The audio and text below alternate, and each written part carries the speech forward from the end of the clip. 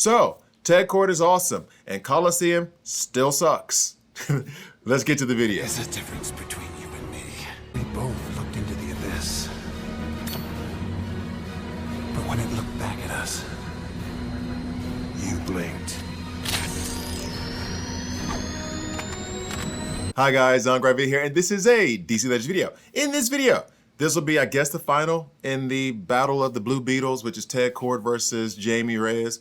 I guess I'll give you the evaluation of like who I think is better and who should invest in, but I'm going to go technically kind of in depth with Ted Cord, and I was actually impressed with what happened when I was using him, and there's something going on in the background right now that I need to take care of because I actually prepared videos like I used. See, that's the funny thing. So like people who've been around know that I used to never prepare videos, and then someone advised that I prepare videos, and so I started preparing them. And then as the time crunch got to me, I stopped preparing them. So now I don't know which way is the old school way. I guess I've been doing the true old school way for the last little bit here. But yeah, I actually have videos prepared for us to watch of me using Ted Cord, and they were running in the background. So in any case, but before we get to Ted Cord, Coliseum sucks. And it sucked before, and the concept of them having us use 5 PvP energy for it, they were like, oh no, mistake, we'll correct it and make it 3. And so that way you can make it 3, which just actively makes me not want to play it then. And then the rewards are such that somebody pointed out on Reddit, so I won't bring up the exact numbers because they brought it up and I don't know their name, but they brought up the fact of, so I'm spending more energy to get less gems, or the chance to get less gems because I might not make it because of somebody else. So then why would I play this game mode? And I didn't. I played, I want to say 2 matches just to check it, really. And I was like, no. So yeah, I'm out on Coliseum, and it's just they've instituted a game mode that I will not play. And Gem Blitz, which was not great because of like just the different categories, they could have improved by doing the category thing they're doing here and putting it in Gem Blitz. That's it. Instead of doing that, they made it more convoluted, added more energy costs, made you get less rewards. Why would I play that game mode?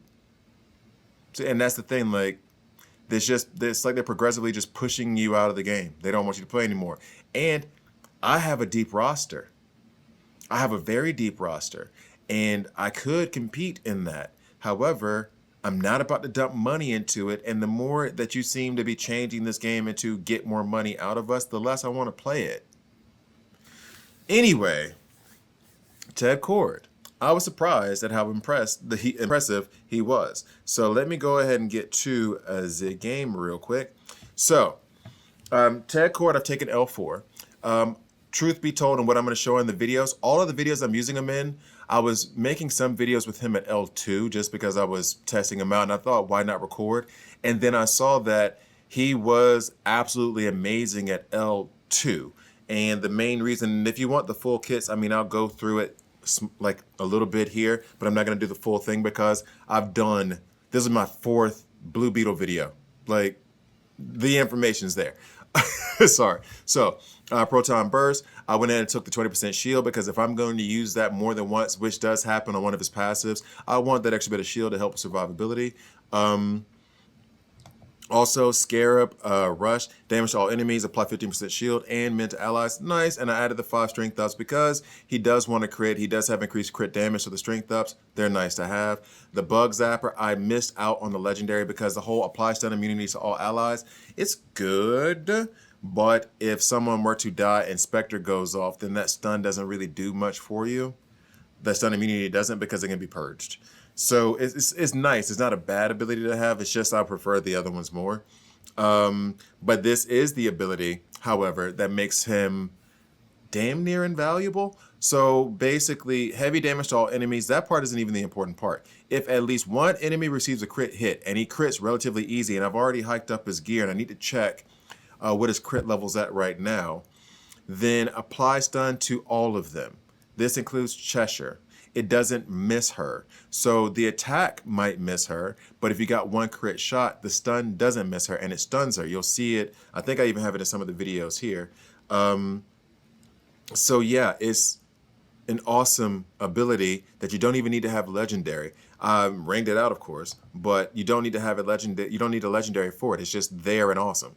Passive ability: when receiving a critical hit, gain 8 crit damage ups. I went ahead and just ring that out because 8 crit damage ups that's great if it's a critical shot. Like, and someone else pointed out to me on the comments, I wish this was just if he got hit. But then if he got hit and he gained 8 crit damage ups and 5 strength ups every time he got hit, it might be ridiculous. So I kind of get the crit shot thing, which makes me not want to run him under Aquaman because I wanted him to get a crit shot, and Aquaman would mean no crit shot. However, at the same time, he's not the tankiest in the world. He's not exactly squishy, but he's damn sure not tanky. And so you don't want him to take too many shots. So yeah, kind of a buyer beware situation there. And then phasing Mirage. Should I take that last 15%? I have the rings for it now, passive ability, and we'll go ahead and do it because I do like Ted Cord. 100% chance to apply 3 hit chance downs to a random enemy at the end of his turn. Also apply photon burst on the same target. That was the ability that I ringed last. I had noticed I didn't really care about it. It's there. It's okay. It's not even nice to have. It's okay to have, but it's not anything spectacular. Bug Zapper, not even legendary, is the best tool in his tool kit. So, and actually, let me go, before I go to the videos, I'm going to check this real quick to see his stats and see how often he's going to crit without having crit chance ups, which is, he has a 47% chance of critting.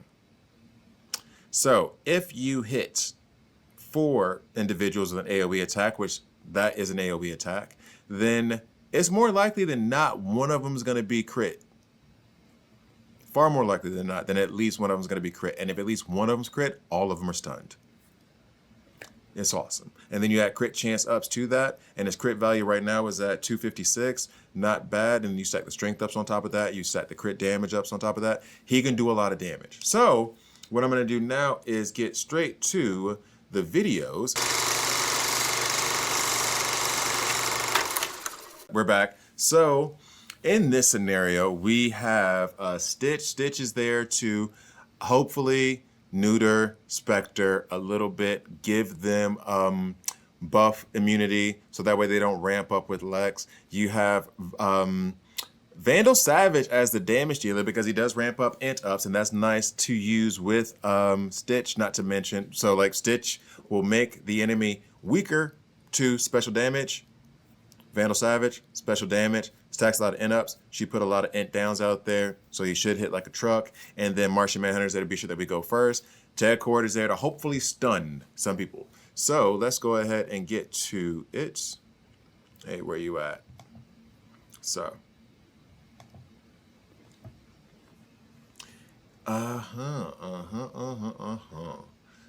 And I'm kind of surprised how much I do like Ted Cord and how useful he can be even against like negative, if any, matchups just because of the stun ability alone. So we go here, gonna use the A3, of course. You got 1 crit shot, everybody stunned. Except for Cyborg Superman because, you know, he has that buff immunity, that debuff immunity on at all times. But I can sit here, I don't have to worry about killing someone else accidentally first like Lex because Spectre's stunned in that moment, so it does not matter. I can attack Trigun, and that's what I'm doing, taking out Trigun, taking out Spectre third because he's stunned. I don't have to worry about him much. I could have done an A3 there and just neutered him basically, but it's already on auto. So the story's already told. That's game over, bruh. Game over. Love to see it. Now, on to the next one.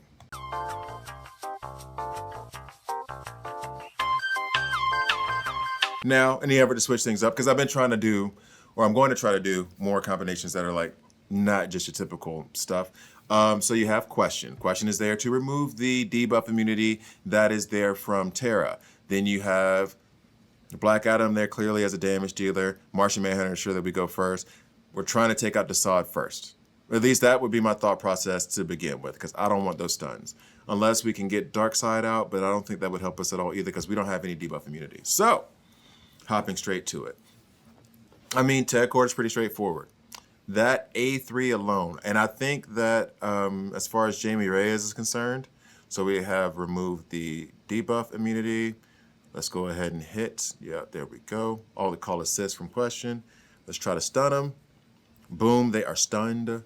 Like, this ability alone, I think Blue Beetle is not as already done. It's already done. It's already done. It's already done. So, like, I think that Blue Beetle, Jamie Reyes, is not as bad as I would have thought to begin with. Is he great? No, far from it. He is serviceable. You can't use him in certain situations.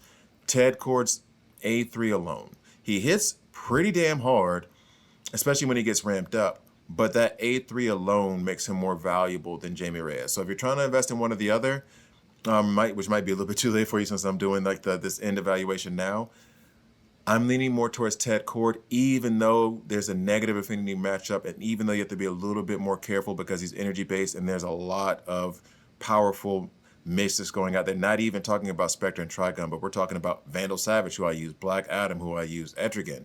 Like, there's a Stitch. There's a ton of them out there who are very, very powerful. If you can get him to stun them, doesn't matter.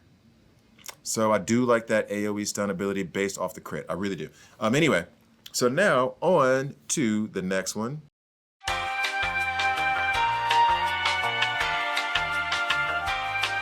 So now this final battle, it is the same thing of where it's like, I want to stun Cheshire. We're 8K below this team. I want to stun Cheshire. I want to stun Azrael. There are no buff immunity or debuff immunities out there. Question is there to remove any death immunities that are going to pop up. Huntress is there to clean up the mess, basically. If anybody has 25% or below, she's going to shoot the arrow, take care of them. So let's go ahead and get to it. Go ahead and grab this right here real quick. I'm back to drinking too much coffee. So, all right. So yeah, overall, and actually those evasion downs do help with Cheshire from question. Gotta be honest about it. Overall, I'm very, very happy with Ted Cord. I just wish he wasn't energy affinity. And somebody brought up the fact that maybe he should be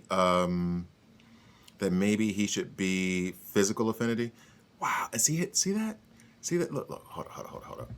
He was strong enough because question beforehand put out those evasion downs. Now Cheshire is not so, and you know what? This is the plus side about me having my computer now. I can like kind of go back a little bit. So he is strong enough now with these crit chance ups. He doesn't have any strength ups at the moment, but he's strong enough to take out Azrael and to take out Cheshire. The evasion downs help the fact that he won't miss. So we got a little bit lucky there that he didn't miss because there's still more evasion ups and evasion downs, but we still got it and wiped them out. So yeah, love to see that. And then it's just these two who are stunned left over. Clean up by Huntress. Boom. And then there goes Lex. So overall, I am a fan. I'm definitely a fan of Ted Cord. I like using him. I feel like I'm going to use him fairly often. I think I'm going to plop him in the roster. That's one of the things, though, about the game lately is that there's so many of the same teams that you run into that you kind of forget tunes that you like Dr. Light. Somebody brought up the Lex, General Zod, Batman, Jace Fox, Dr. Light combination, which I liked a lot. It was a ton of fun. However, at times, because of how PvP is, can you really use that combination? It's difficult to. But in any case, thank you guys for watching. Please like, please subscribe. If you don't like it, subscribe and a dislike. I'm okay with that as well. I'll see you guys next time.